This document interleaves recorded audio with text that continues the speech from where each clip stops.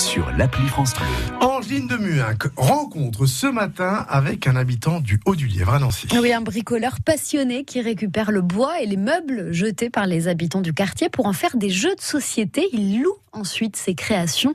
Laurent Vatrin lui a rendu visite dans son atelier. Ça s'appelle le billard hollandais. Voilà, vous avez des palets qui vont taper d'autres palets, qui vont rentrer dans des casiers et vous allez marquer un certain nombre de points. Le garage de Diab Boudjema ressemble à un entrepôt de fêtes foraines. J'ai fabriqué un stand de tir vraiment comme on trouve dans les foires, comme on trouve dans les kermesses. C'est vrai que ça commence à prendre pas mal de place. Ça, c'est un jeu essentiellement de ma réflexion. Sa dernière invention s'inspire de l'actualité. C'est-à-dire que j'avais été à Emmaüs, j'ai trouvé cet arc avec ces deux flèches. Je me suis dit, qu'est-ce que je peux en faire ? J'ai entendu qu'en ce moment, ils réintroduisaient des ours et tilt. Voilà, donc là j'ai fait des trous. En fait, vous vous mettez à une certaine distance et quand vous tirez, vous devez faire rentrer la flèche dans le trou.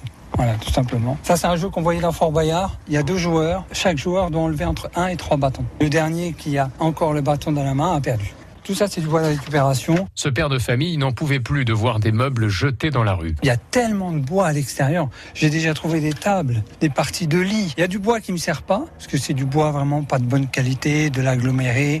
C'est ce qu'on trouve beaucoup dans les meubles en ce moment. Mais il y a quand même du bois massif, du chêne, avec lequel on peut faire des choses extraordinaires. Le passionné a choisi de mettre ses créations en location. C'est le principe habituel de son commerce d'auto-entrepreneur, mais c'est aussi un message qu'il veut promouvoir. Je loue mes jeux en bois et je veux pas les vendre. Si je les vends, le message s'en va. Parce que je sais pas ce que va faire cette personne avec le bois. Donc le message que j'essaye de faire passer aux gens à travers ma location, c'est de leur dire, avec le bois qu'on jette, on peut en faire des belles choses. C'est essayer de se dire, je vais jeter cette table-là, mais est-ce que je peux pas en faire autre chose ? Ou est-ce que je peux pas le donner tout simplement à quelqu'un ? Moi, j'ai des voisins qui savent que je bricole, ils me donnent du bois. Ça, par exemple, c'est une table que j'avais moi quand j'étais à l'école. Combien d'enfants ont posé des livres dessus ? Et je me dis, cette table-là, elle a des dizaines et des dizaines d'années. Je ne peux pas la jeter. Et comme ce bricoleur ne pourra pas recycler tous les meubles de son voisinage, rappelons que les déchets de bois doivent être emportés à la déchetterie. Reportages et photos à retrouver dès maintenant sur francebleu.fr. 6h24, vous écoutez France Bleu Lorraine à Nancy, du côté du Haut-du-Lièvre sur 100.5.